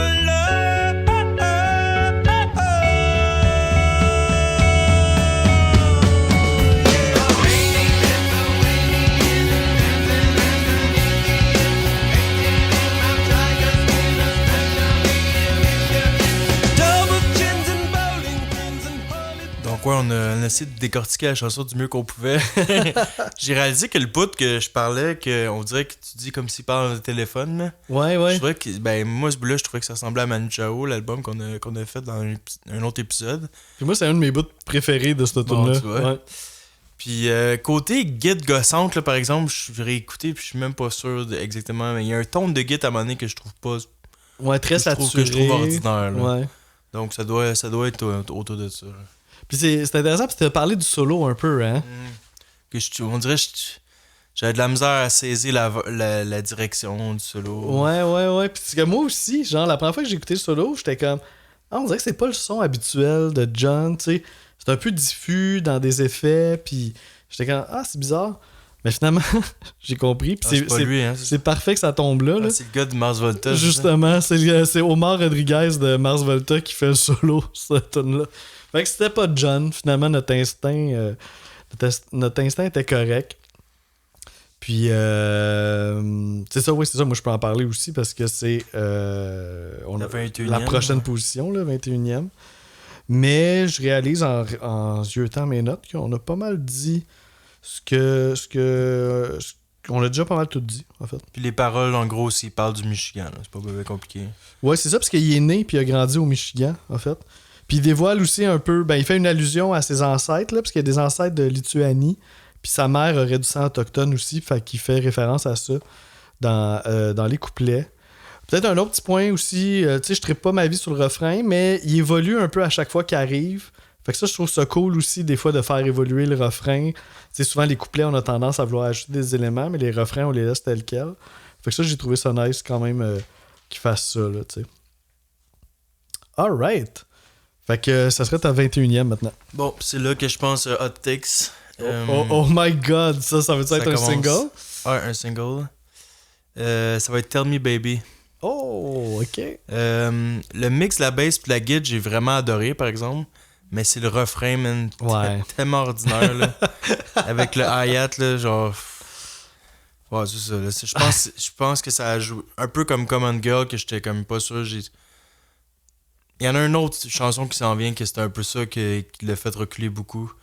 Puis genre, c'est trop important, tu sais. C'est supposé être le bout que t'as le goût de chanter, là. Je trouve tu peux avoir le goût de chanter, mais... Ouais, ça, des fois, t'as le goût de chanter, mais amouraine un peu, là, ouais. C'est audacieux un peu, là, de faire une tune aussi funky qui arrive à un refrain aussi ça, je trouvais ça dommage, parce que les performances vocales au début de la tune, je les aimais, genre. Ouais, ça, c'est très solide. Ça, je trouve ça bizarre. Il y a un filtre sur la voix aussi au moment donné dans le milieu que j'aime bien. Il y a l'espèce de bout de rap aussi, donc c'est quand même cool. Ça parlerait du monde qui souffre de rechercher la popularité et la richesse vu qu'ils sont à Los Angeles, puis qu'il a vu passer bien des bands puis des artistes qui veulent percer mais qui frappent un mur puis ça les détruit, là, tu sais. Uh-huh. Ouais, c'est ça. C'est un sujet intéressant aussi. Cool. On en reparle tantôt de celle-là. Fait qu'on ce serait le top 20 now.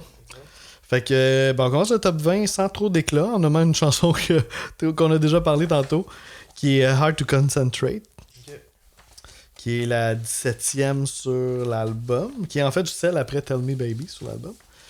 Et puis j'ai essayé de pas trop faire de redites étant donné qu'on en a déjà parlé. Mais c'est sûr que la bass, c'est pas mal l'essence un peu là, de cette chanson-là, particulièrement des couplets. Puis en même temps, ça donne un peu le ton Anthony qui calque un peu là, la mélodie qui se retrouve dans la bass. Ça, j'ai trouvé ça cool. Quand je dis calque, il y a calque librement. Là, il ne prend pas note par note, mais tu vois qu'il surfe un peu dessus puis il se permet des petites libertés là-dedans. Là. Moi, on a parlé du drum tantôt, puis on se posait des questions, là, tu sais, c'est quoi ça, tu sais, puis la première fois que je l'ai réécouté attentivement, cette chanson-là, j'étais dans le bus, puis je l'écoutais dans mes écouteurs, puis j'étais comme, c'est-tu un beat préprogrammé, tu sais, genre, j'avais pas assez de définition pour comprendre, mais finalement, non, là, tu sais, c'est vraiment un style différent de ce qu'on est habitué de Chad, là, c'est plus percussif, puis on dirait que ce serait peut-être un peu inspiré d'un genre de beat préprogrammé, mais qu'il l'aurait fait de façon réelle, là.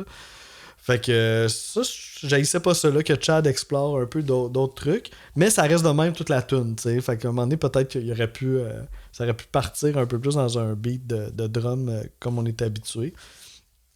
Il y a un petit quelque chose de nostalgique dans la chanson. Le refrain, par contre, lui, est un petit peu plus lumineux, mais je trouve que la transition entre les couplets et les refrains ça se fait super bien. Fait qu'on passe de nostalgie un peu vers la lumière, mais de façon très subtil. Puis là, évidemment, maintenant, le bridge. Parce que là, tout le long de la chanson, on parle d'un être aimé quelconque, puis tout ça. Mais là, dans le bridge, on dévoile que you have found yourself. Fait que peut-être cette personne-là que tu dois aimer. C'est ce bout-là que je trouve cheesy. C'est là que c'est hit or miss, d'après moi.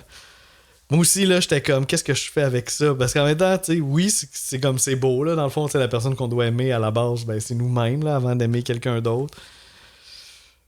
Fait que c'est ça.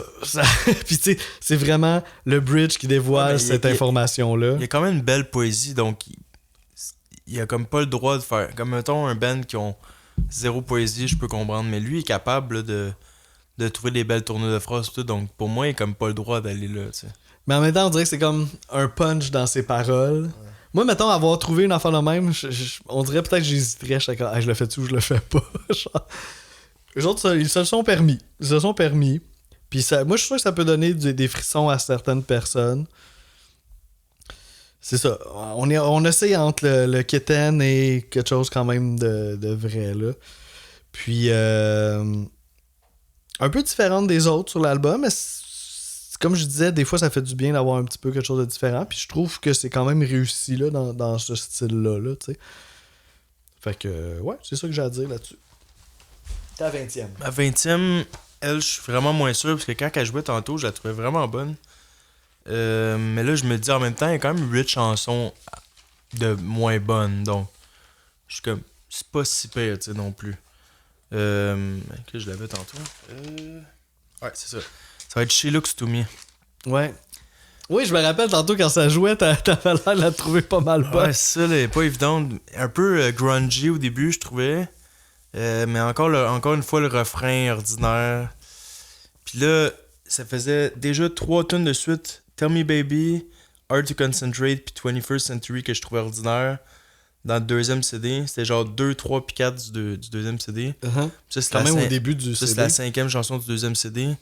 Puis là, j'étais comme... Là, le deuxième CD, il est peut-être pas nécessaire, là. Les couplets sont très bons, par exemple. Bon, un gros changement de rythme dans le milieu. Puis le changement de rythme, il me fait rire, comme négativement. Ah ouais, ok. Ouais, donc, il y en a une autre chanson que le changement de rythme, j'ai aimé, mais celle-là, je dirais, j'étais comme... Dans l'album, on dirait, je trippais plus, puis là, il y a ça qui arrive, je suis comme, ah non, là, encore ça en plus, tu sais. Puis, ça parle d'un enfant abandonné qui devient éventuellement un addict à drogue. Ouais. Puis le narrateur, il essaie d'aider la personne. Puis, Flea, une phrase qui aime bien gros dans la chanson, c'est Lost in the valley without my horses, no one can tell me what my remorse is. Un petit jeu de mots intéressant. Ouais, une rime très riche. Nice. Fait que là, on continue ça avec la 19. Ça, c'est quand même crève-cœur un peu parce que, genre, il y a tellement des bouts. Oui, c'est ça, je te fais peur.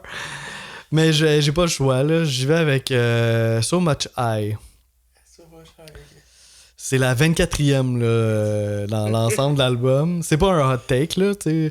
Mais je dis que c'est déchirant parce que j'ai tellement aimé les couplets là, de cette chanson-là. Là. Pour moi, là, ça a un peu la vibe du vieux Red Hot là, de Blood Sugar Sex Magik. C'est comme c'est sale. Puis, tu sais, des fois, ils vont funky, mais ils vont clean. Mais là, ils vont vraiment sale, là, tu sais, funky punk, là. Mais c'est quoi, t'avais dit que t'aimais moins? Ben, c'est tout, c'est ça. C'est encore... On arrive au refrain. Exact. Mais j'ai finalement un peu... Ah non, attends, excuse-moi, parce qu'il y a un pré-refrain là-dedans, c'est ça? Attends, je veux pas me tromper. Oui, t'as un pré-refrain que l'énergie drop. Puis là, on vient dans quelque chose un petit peu plus alternatif, un peu. Puis là, après ça, t'as comme un refrain où l'énergie revient, puis là, c'est ultra happy. Ouais, moi, le refrain, encore une fois, ordinaire. Toi, c'est lequel que tu parles, le bout happy certain, ou plus mellow? J'ai noté le refrain, mais je suis pas certain. Ben, c'est ça. C'est comme... Parce que les couplets funky sont fous, là. Pour moi, tu sais, ma note, c'est 10 sur 10 pour les couplets. Puis là, dans les refrains, ben... Je l'aille pas. Mettons, le premier pré-refrain... Ou post, c'est ça, c'est dur de classer, là, trouver le nom exact. Là, mais mettons, la section qui suit le couplet que j'aime bien, c'est pas mauvais, mais je trouve pas que c'est bon dans ce contexte-là. Puis après ça, le ultra happy, là, ça, j'étais vraiment off, là. Je vois pas pourquoi on a été là, en fait. Je trouve que c'est une chanson qui manque de cohésion. Puis c'est dommage parce qu'il y a une section que je suis vraiment en amour avec, là. Fait que c'est ça. C'est pour ça que j'ai comme une déception un peu là, par rapport à cette chanson-là. Je voulais parler... Il y a un solo aussi à la fin, puis le solo apparaît exactement sur la section que j'aime pas. Genre, puis j'aurais dit, il me semble que je l'aurais pris sur la section que j'aime, voir qu'est-ce que ça aurait donné comme solo. Puis, parce que John, il est nice, là, il est super funky, mais super bruyant en même temps. Là, c'est comme un funk détaché punk. Là. Ça, je le trouve débile là-dedans. Puis, je trouve que Anthony, dans les couplets, il est sick. Là, il fait des petites phrases, là, puis ça descend un peu les dernières notes qu'il fait. Là, je trouve ça vraiment hot. Il lâche des petits cris dans les punchs. Genre, tout est là. Là, Chad, il rock le shit. Flea, ben, c'est lui qu'on remarque le plus, là, ça tourne. Là. Immense riff, puis des fills vraiment hot.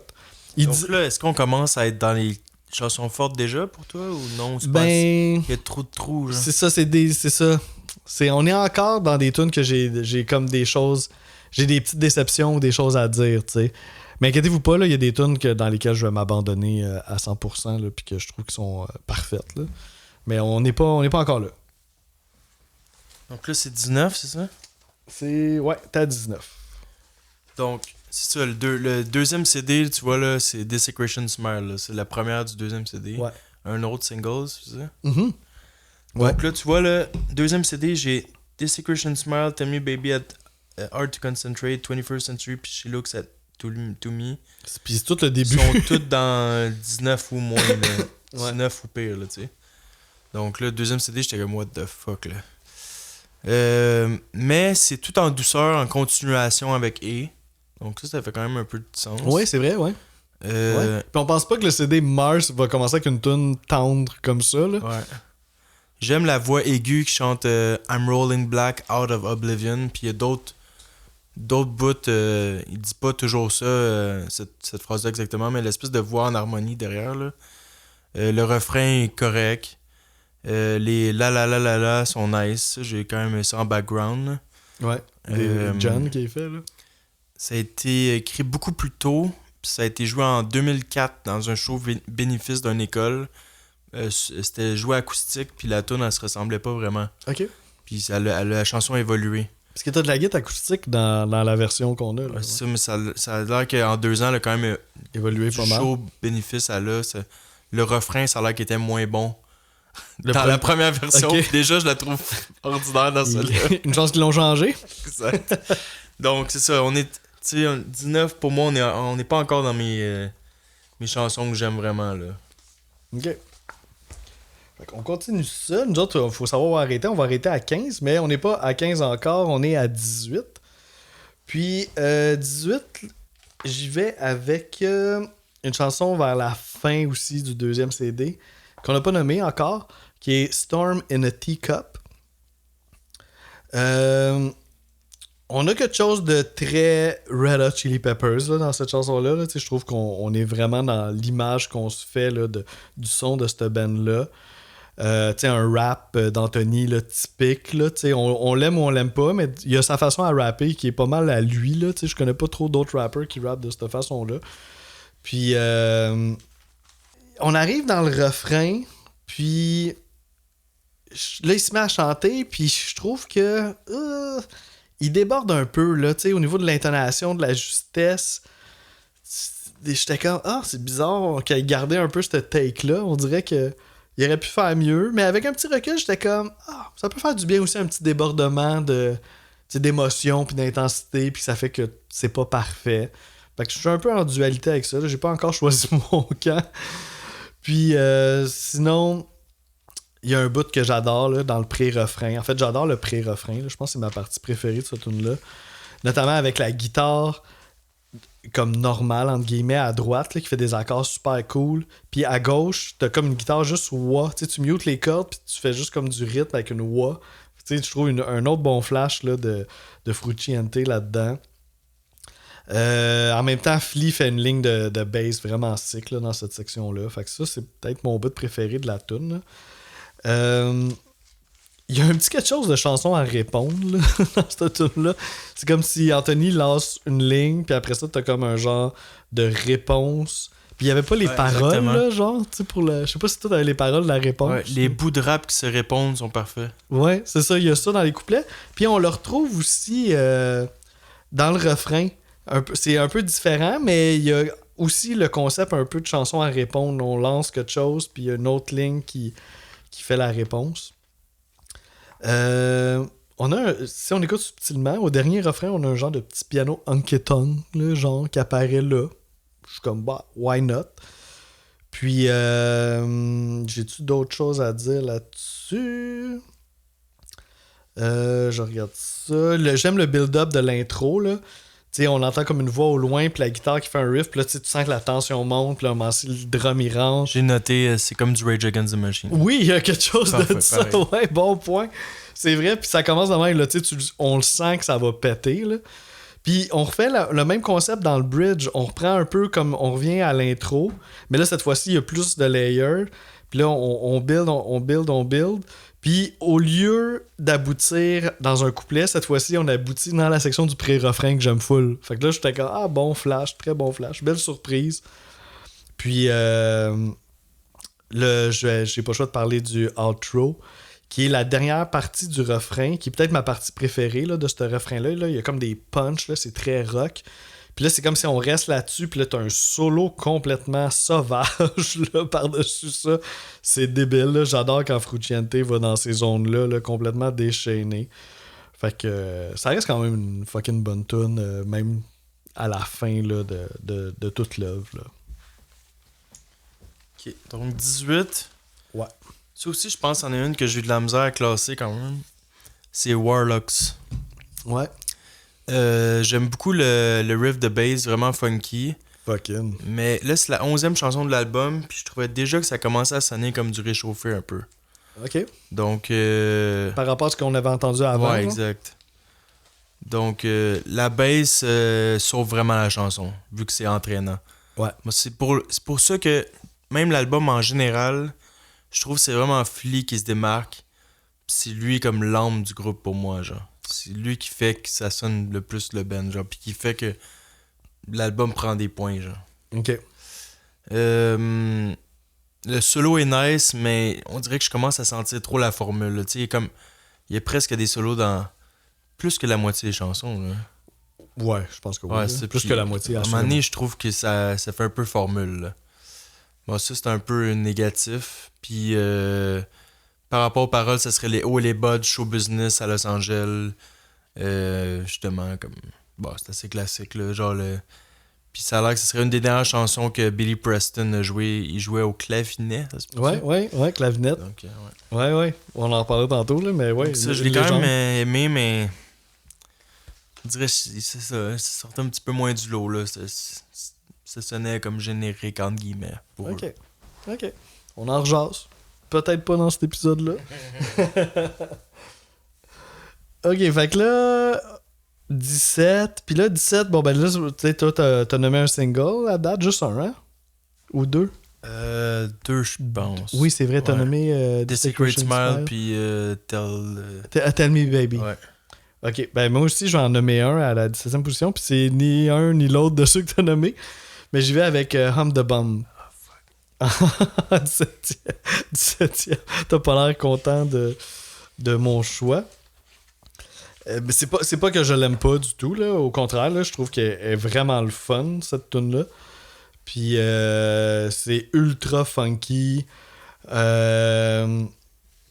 On y va à l'ancienne, là. T'sais, on a parlé que John il a fait beaucoup d'overdub là, sur cet album-là. Mais dans cette tune-là, pas d'overdub. On y va vraiment une take de git. Fait que on fait référence un peu à la façon de faire du passé. Et c'est plus que ça parce qu'on fait référence carrément à une chanson précise de la... Tu sais, on nommait les albums là, au début de l'épisode, puis on fait référence à la chanson American Ghost Dance sur l'album Freaky Styley de 1985. Puis là, c'est sûr, le petit gars curieux en moi a fait « Ben là, faut que j'aille écouter ça ». Puis effectivement, on sent vraiment le lien entre les deux chansons. Fait que je vous partage ça. Fait qu'on va écouter. On va commencer avec la tune ancienne, là, justement, American Ghost Dance. Puis après ça, je vais vous mettre Hum the Bum.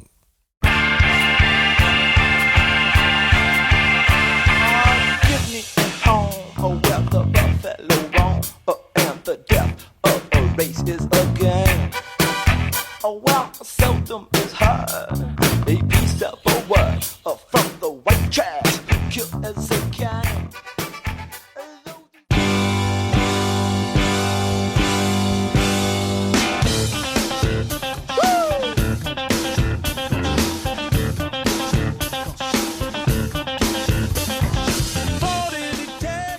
Fait que c'est ça, je pense qu'ils voulaient faire un lien un peu avec leur passé. On reconnaît un peu des punchs au début. C'est minimum, là. C'est pas la ligne de bass, tu disais, là. Ouais, c'est pas un remix là, de cette chanson-là. Là. Ils ont vraiment fait une nouvelle œuvre. Là. Mais on peut voir les clins d'œil un peu, là, je trouve. Sinon, ben, allons-y dans Hum the Bum un petit peu plus. Là. J'aime qu'Anthony il va faire des petites voix super subtiles là, qu'on sont même pas notées là, les paroles, mais il dit « Gonna get you, gonna shake ya ». Genre, tu sais, des petites voix de même là, à travers la musique. Fait que ça, c'est nice. Ça revient comme à 2 reprises. Puis, ben là, évidemment, là, la bass, là, c'est dur de pas la remarquer. Mais en même temps, à ça se rajoute une guitare funky qui est vraiment cool. J'aime bien dans les refrains, en fait. Là, je trouve que là, elle pogne comme une coche qui est vraiment hot. Là. C'est dur de pas bouger en écoutant ça. Là. Puis,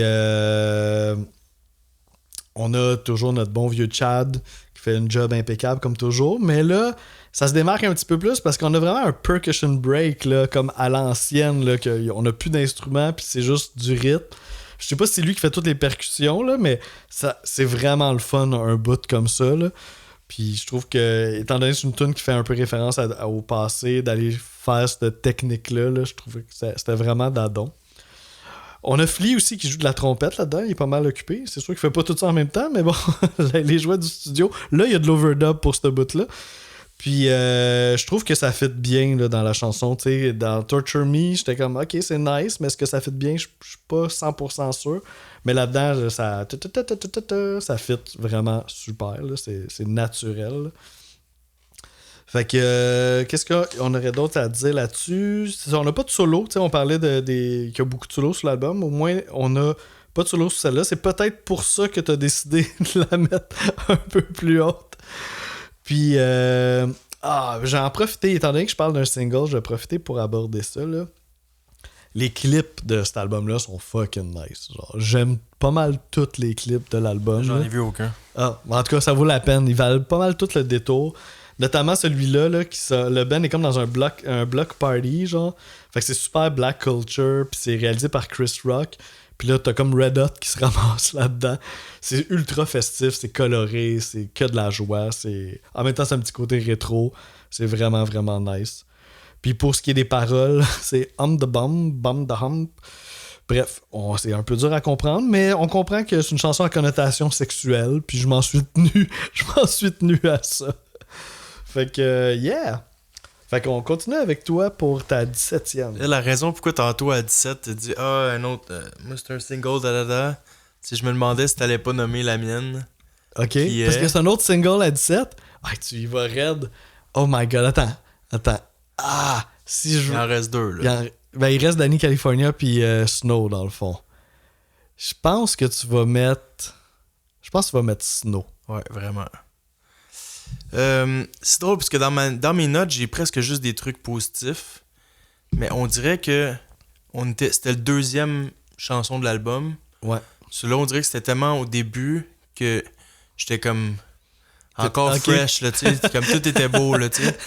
Mais là, à un moment donné, il y a des trucs qui il y a d'autres chansons qui sont arrivées, puis ils l'ont toutes dépassé une après l'autre, tu sais. Ok. On dirait, je la trouve molle, genre. Je peux peut-être un petit peu comprendre. Tu sais, nice riff technique et original en partant. Quand les synthés arrivent, c'est nice aussi dans les deuxièmes couplets. Il y a des punches de drum aussi sur le refrain que je trouve nice. Les EO qui rentrent dans la tête, c'est une chanson qui rentre dans la tête, là, qui est facile à chanter. Ouais, c'est Snow EO en parenthèse.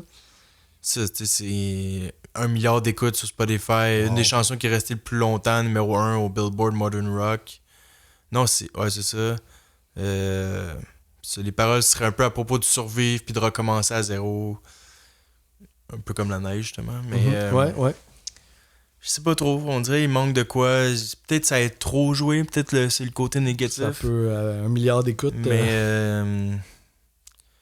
Mais honnêtement, je comprends pas pourquoi elle est autant écoutée. Ok. Genre, pas autant écoutée? À ce point-là, ok. ouais. Donc, je sais pas trop. Elle est pas venue me chercher plus qu'il faut. C'est ce qu'on comprend. Alright, on continue notre aventure. Là. On achève l'épisode. On est rendu au numéro 16. Puis, il n'y aura rien de trop spécial là. C'est une chanson que tu as parlé tantôt, qui est Common Girl. J'ai pas encore dit We Believe, moi, en passant. Oh my god! Oh my god! Tu drops ça de même! C'est vrai? Aïe, aïe, aïe. Ah, ben j'ai bien hâte de voir ce que t'as... Fait que We Believe, c'est meilleur que Snow. C'est pas moi qui dis... Ceci n'est pas mes paroles. Ne sont pas mes paroles. Okay, mais entre les deux épisodes, on essaiera d'écouter les deux. Une après l'autre. On peut essayer de faire ça. Voir comment qu'on se sent. Fait qu'allons-y pour Common Girl. C'est la 12e sur l'album. On est sur le CD Jupiter. T'as dit déjà beaucoup de choses sur cette chanson-là. Tu parles que Flea est vraiment important dans Red Hot, puis ça, c'est vraiment un exemple, là, comme il y en a plusieurs autres, là, mais la ligne de bass, c'est vraiment ça qui fait la tune, là, c'est ça qui se démarque. Puis c'est intéressant parce que Flea lui-même dit que c'est une des lignes les plus difficiles à jouer. Et est tough à tenir parce que c'est soutenu, c'est des notes répétées, puis on tient ça longtemps. Fait que pour lui, il est comme ouf, à chaque fois, c'est comme ok, faut que je passe à travers, c'est challengeant. Mais ça crée un effet... C'est ça aussi qui est cool d'être un musicien virtuose, là. C'est que quand tu te sers de cette virtuosité-là, en dehors, mettons, de ton ego personnel pour flasher, mais que tu t'en sers pour créer des effets musicaux originaux, puis tout, ça devient vraiment intéressant. Puis c'est ça qu'il fait là, avec cette chanson-là. C'est pas n'importe quel bassiste qui pourrait pull off ça, là. Sinon, ben c'est ça, là, on a parlé de ça.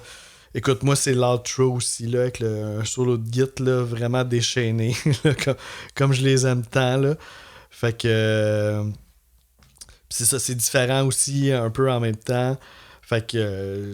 je suis un grand fan là, de John Frusciante, là, ça, faut le dire. Puis tout son travail sur cette tune-là est cool.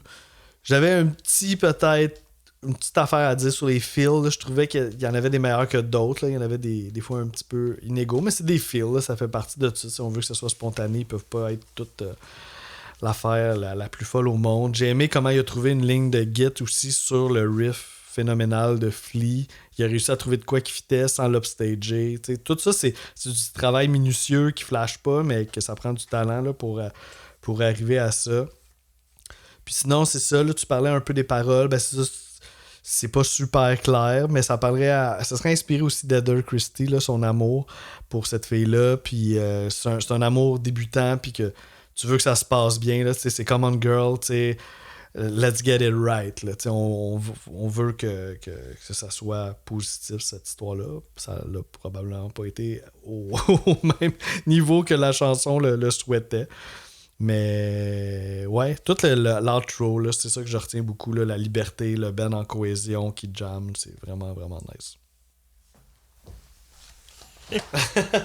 Donc là, on est à 16. On est à 16. Donc moi, finalement, We Believe est arrivé. Ah, ok. Phew! Hey, j'ai eu peur que ce soit dans l'autre épisode. Moi, je trouvais ça dommage que ce soit la moins écoutée. Le rythme de drum, je pense qu'on en avait parlé un peu. Ouais, ça, c'est vraiment intéressant. Ouais. Ça aussi, je pense qu'on en a parlé, mais moi, je pense que ça a été positif. Je trouvais pas que ça ressemblait à du Red Hot Chili Peppers. Non, pas du tout. Mais ça m'attirait. Puis c'est quand même la 26e d'album, là, donc peut-être j'avais besoin de quoi de différent aussi. Ouais. Y a des très courtes phrases dites assez rapidement, genre. Puis le refrain, toi, tu le trouvais cheesy, hein? Ouais. Moi, tu vois, je le trouvais surtout pas trop cheesy. Ah ouais? Ouais. We believe... On va l'écouter là, bientôt, là. Faut le réécouter. Meilleur que Snow, je répète. Ouais, là, j'en fais une parodie.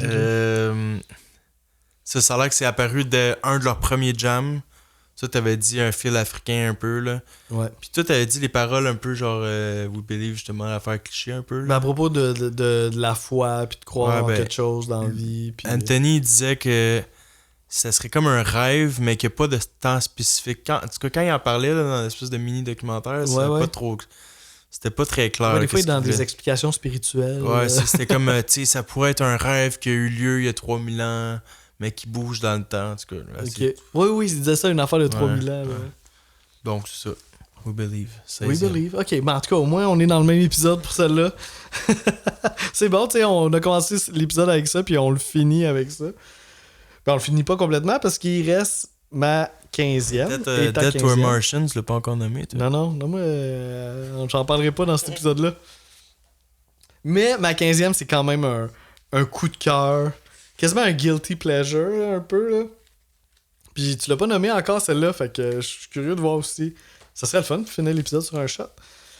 Fait que moi, j'y vais avec... C'est ça, genre, elle est irrésistible, celle-là, tu sais. On peut la critiquer, là, sans problème, là. Mais, genre, si on la critique au bout de notre plaisir, là, c'est ready-made. Genre, j'aime ben trop ce tune-là. Le riff, il est trop sick. Puis, c'est impossible de pas hocher la tête. Puis, même si on est dans quelque chose un peu cliché rock, là, tu sais, on va se le dire, là, c'est très Chaume FM, dad rock un peu.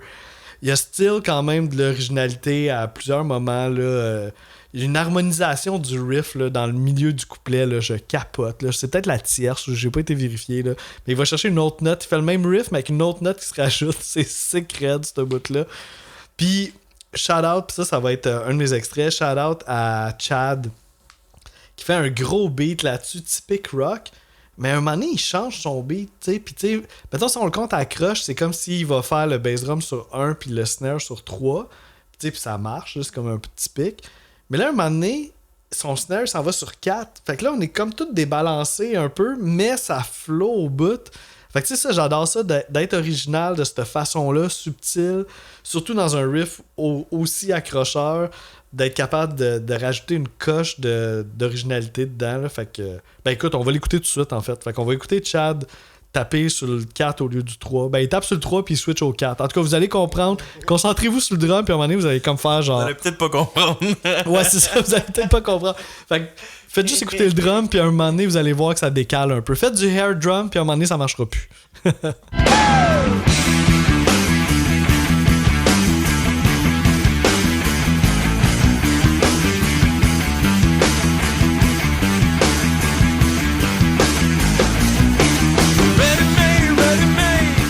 Ouais, j'étais comme vraiment content, puis ça a donné de même, là, mais j'étais vraiment content que l'épisode 1 se finisse sur une tune aussi appréciable là, pour ma part, et encore plus de la tienne, parce que toi, tu l'as pas nommé dans cet épisode-là.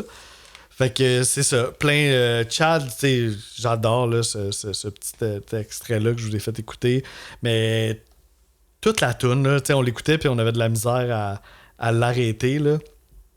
Avec un super refrain, là, John qui fait juste un back, c'est écœurant. Puis j'adore aussi que Anthony aurait pu facilement se mettre à rapper là-dessus.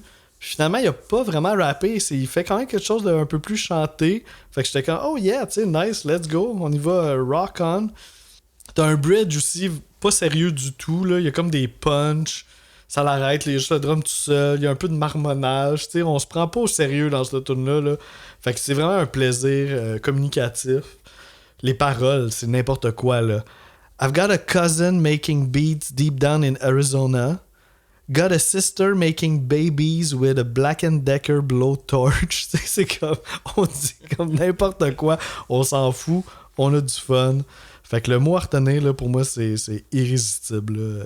Je mettrais un peu n'importe qui au défi de pas bouger en écoutant ça, là. Donc, moi, ma dernière deuxième partie du ranking de cet album. C'est pas mauvais, pas clair. Je voyais le cul-de-sac. Ça va être Charlie, ouais. Donc, là, c'est la troisième, encore une fois, c'est un peu la même chose que Snow. C'est la troisième, donc je suis encore fresh, comme oh wow, début très intéressant. Ouais. Mais finalement, il y a d'autres trucs qui ont encore plus comme. Qui l'ont dépassé. Ouais. Surtout 28 chansons, là, tu peux avoir quoi de très bon au début qui recule beaucoup, là, tu sais. Ouais. On embarque solide dans le funk très rapidement, vers 40 ouais, ça. Après ça, vers 40 secondes, il y a un bout de git extrêmement rapide, genre qui sonne acoustique, genre. Refrain très accrocheur, ça, c'est un bon refrain. Bon, tu vois, à partir de là, on commence à être d'un sérieux, là. Genre, à partir de We Believe. Ouais, ben à partir de We Believe, pour moi, ça veut dire que tout l'album est sérieux, là. Aussi une voix doublée que j'aime bien gros aussi. Puis en gros, Charlie, ce serait comme ta voix dans ta tête. Ce serait comme la voix de chaque personne ou la personnalité de chaque personne qui serait le côté créatif, genre de chacun. Genre. Ouais, c'est une belle image avec un nom de fille. Il permet d'imaginer, genre. Oh, nice. Je vais en reparler au prochain épisode de ça. Bon, rapidement, j'ai checké, puis il nous en reste encore 7 de communes. Ah, ok, oui, t'as compté ça? Ah 7 oui, sur ok. 14, ah, donc nice. c'est pas super. Ah, parce qu'on n'a pas eu de shot dans celle-là, mais il y a peut-être de l'espoir pour le prochain épisode. J'ai pas beaucoup d'espoir, mais... Parce que c'est quand même pas évident, mais 7 sur 14, ça se fait. Ok, ça se fait. C'est ça, là, moi, juste fun fact, pour cet épisode-là, j'ai nommé 8 tunes de l'album Mars, puis 6 de Jupiter. Fait que ça va être le contraire pour le... Moi, c'était une de plus dans le deuxième, je pense. Une de plus... Pour moi, qu'on vient de nommer aujourd'hui, dans cet épisode-là. Une de plus dans le deuxième album, dans l'album Mars, que toi. Ah oui, c'est ça. Fait que toi, t'en avais... 9, je pense. 9 sur Jupiter, puis... Non. T'en avais 7 sur Mars. On a qu'on a de la misère. Je vous jure, on n'a pas fumé. Attends une minute.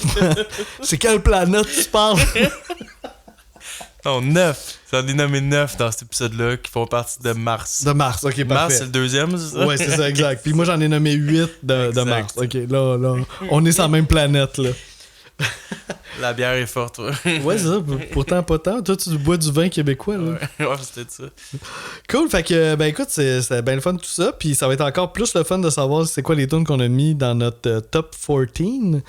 Fait qu'au prochain épisode, on continue cette belle aventure-là de ranker les tunes de Stadium Arcadium de Red Hot Chili Peppers.